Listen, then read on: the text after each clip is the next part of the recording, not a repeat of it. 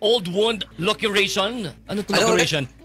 Old wound. Laceration! Normal po ba sa medical legal na old wound laceration? Ano to Ano? laceration? Old wound. Laceration!